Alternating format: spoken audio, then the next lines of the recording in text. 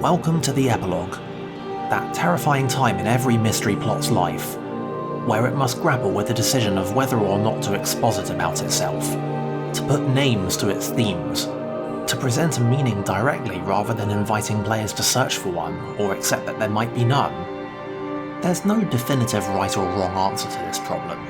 The mystery can be just as meaningful as the solution. My issue with Rapture's epilogue isn't that it tries to develop itself at its conclusion when I think it shouldn't have. My issue is, I have absolutely no idea what it's trying to say.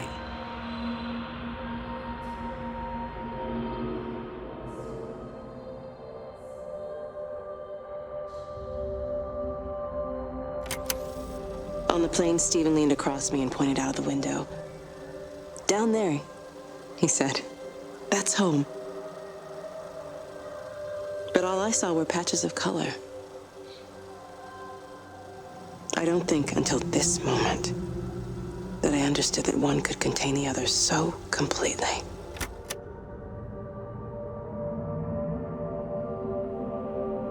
It isn't that there's no discussion to be had over whether or not Rapture really needed to add another layer of meaning over the stories we've already seen, whether it wouldn't have been better served by just rolling the credits after Stephen's story.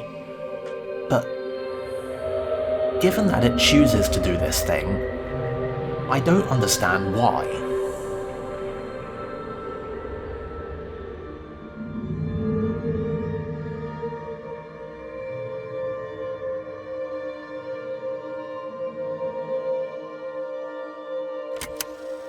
I watched a butterfly dancing in a strip of sunlight. All of its life contained in a single day. The blink of an eye between the ebb of the darkening tide. Lying there with the pattern curled around me, I saw the inevitability, the necessity of presence born from absence, the constant unfolding.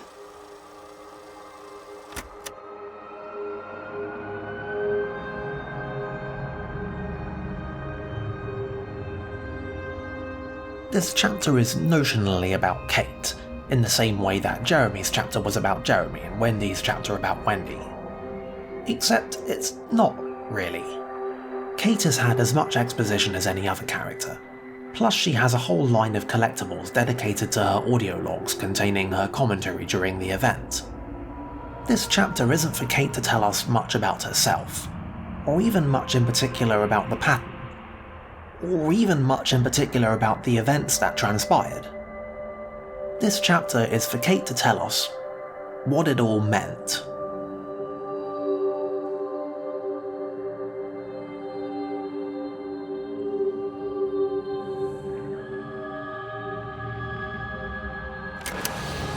I know it didn't mean to hurt any of them. I try and explain why Lizzie tried to leave with her child and why it was wrong to stop her. I try and explain that much of what it did was wrong. It shows me Stephen and Lizzie together, and I'm happy for them. Frank walks his fields with Mary. Wendy and Edward nest together in the orchards of their love. Jeremy lies at peace with his God at last. All of them are happy because they are together. I understand it better now. It is a collector of time. No butterflies.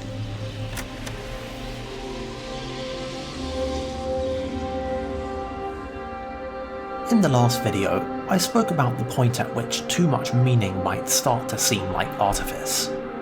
And this, well, this is that point. The voice we hear is still Kate's, but I'm starting to get the unmistakable sensation that the one speaking is the writer. The story is concluded, all the dust is settled, and now the writer is descending from on high to tell us... what, exactly?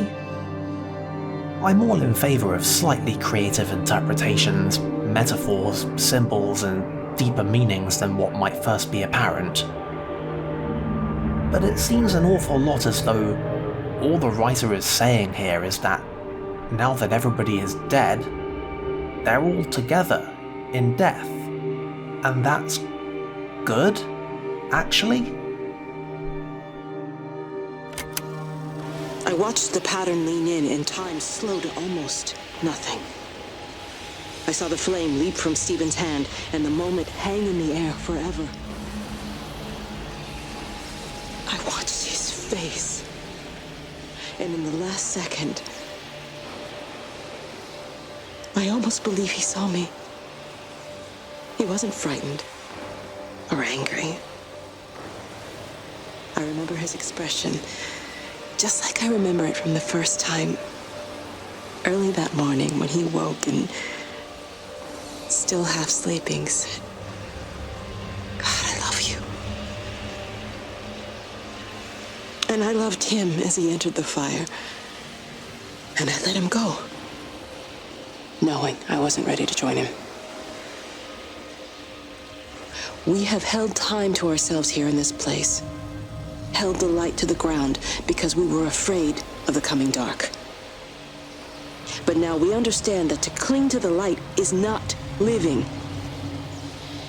I've spent my life watching the illumination from a million dead stars reaching for me without grasping this meaning. The light we cast transcends our death.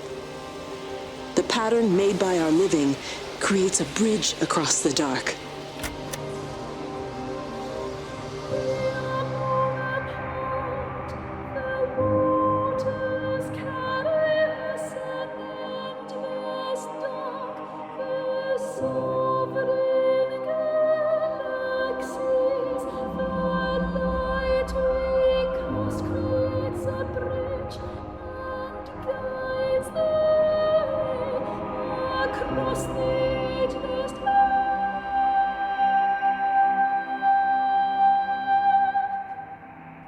I mean, really?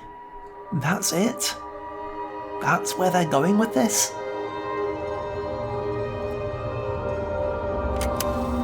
It reaches out from the shadow of the tower, across the observatory, over the valley, and consumes the world. Everything is light now. Everything has come to rest. The world is scored by the traces we carved into it. Our presence is everywhere, the bridge joining our stories. This world existed before we came to it, and it will continue without us. In the empty fields and houses, our traces radiate, and others will come to dance in the light we cast. We can slip away gently, unafraid, knowing that everything will continue.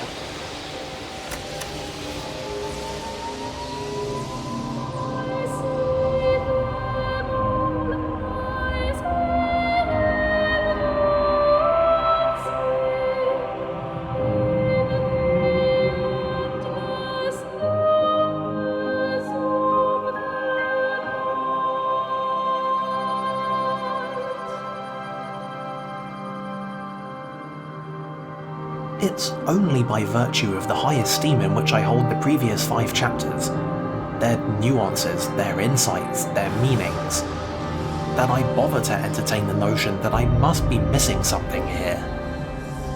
The story that we just played through is not a story that would suggest these things. I can't resolve the story with the story's account of its own meaning. Maybe we're supposed to believe these things. Maybe we're supposed to believe that Kate is wrong. Maybe this meaning is here for us to reject. Or maybe it's just operating on a layer of metaphor that I'm just not capable of perceiving. It is beautifully presented, though.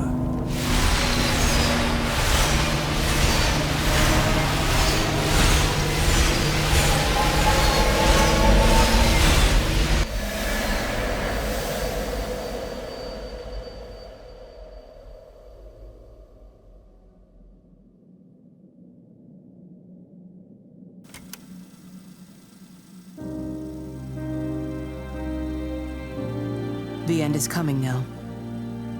I'm not afraid. We have each other. We lived apart from them.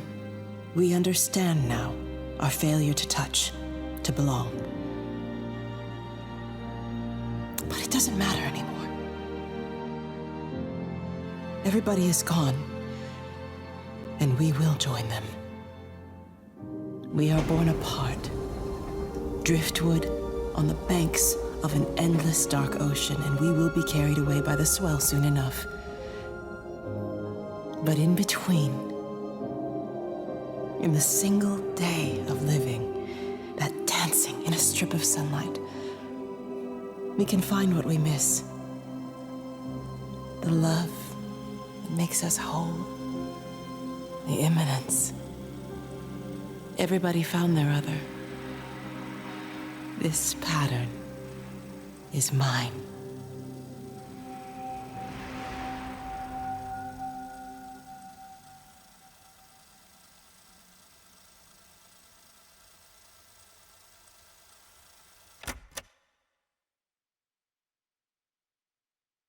Now everything has come to rest. The end has come and I am not afraid. We travel on towards a new beginning. We slip away and we are unafraid. We're born apart. The waters carry us, and endless dark the sovereign galaxies. The light we cast creates a bridge and guides the way across the ageless deep. I see them all. I see them dancing in the endless numbers of the night. I love you in the ebbing of the tide. I love you in the quiet inlands. I love you in the rise. Now everything has come to rest. The end has come and I am not afraid. We travel on towards a new beginning. We slip away and we are unafraid. We slip away and we are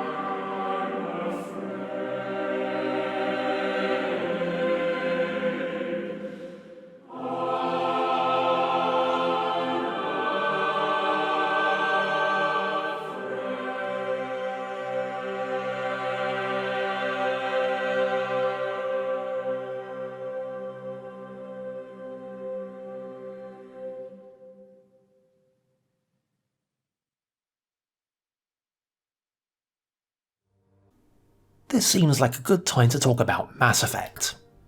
The original Mass Effect trilogy was, with some enormous caveats permitted, largely regarded to have told an agreeable tale over most of its runtime. It had beats that ran true, characters with things to say, and lessons to learn from it all. It is also widely regarded to have bungled its closing act, presenting an 11th hour plot twist that thematically flew in the face of everything that had come before it, and recontextualised past decisions that players had been told were meaningful so that instead they were arbitrary.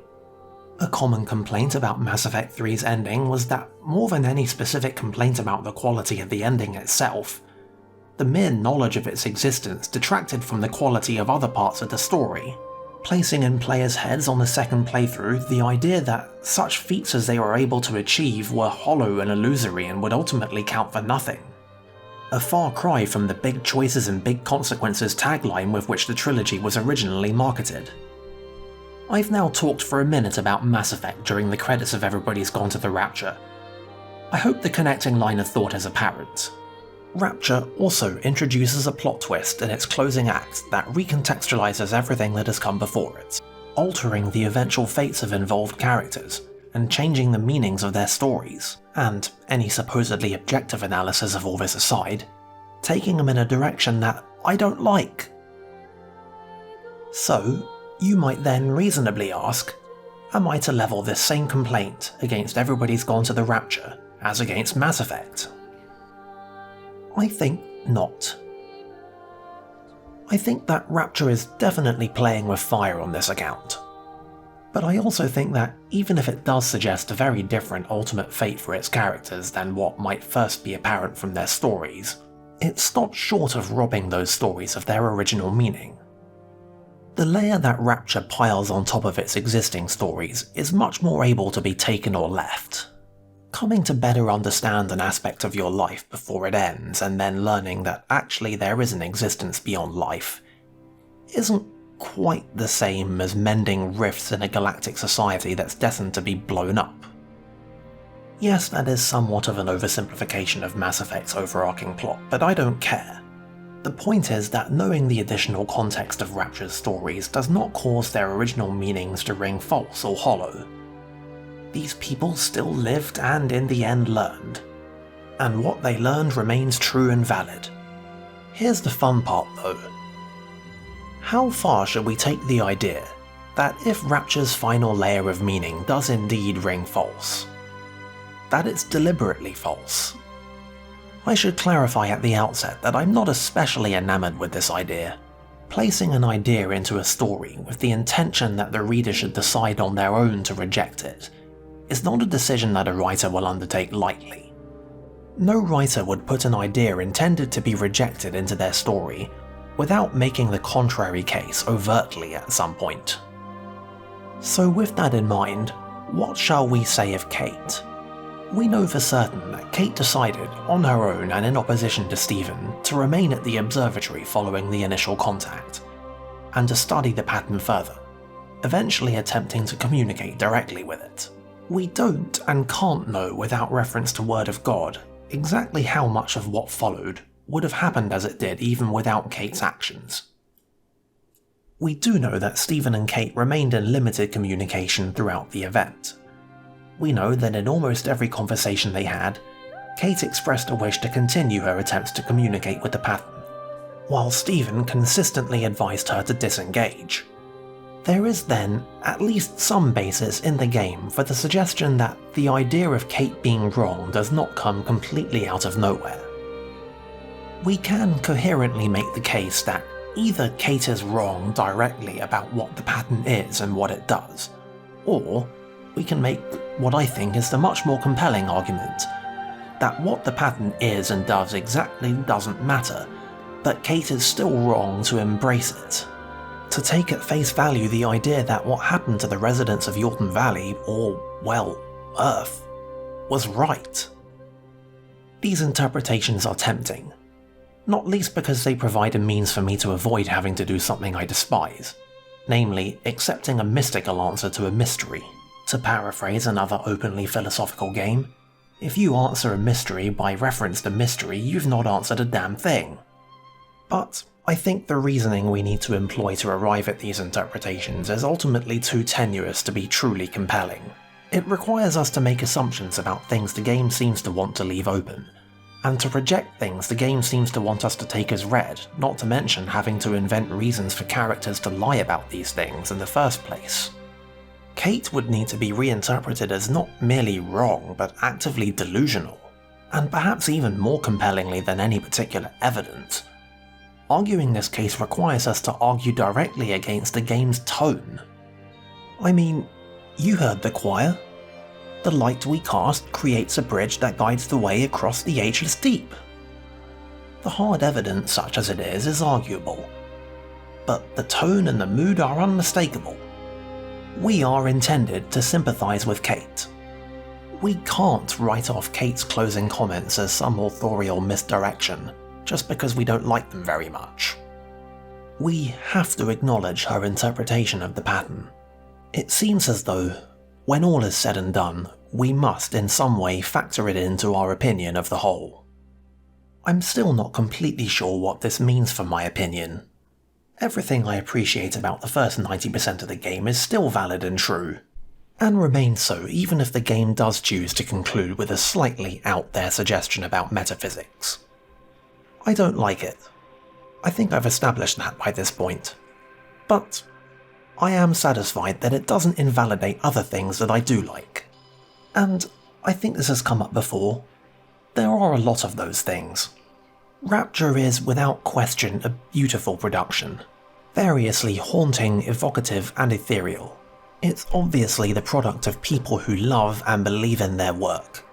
And, possibly more importantly, it's a triumph of even the idea of the walking sim genre. Thanks for watching.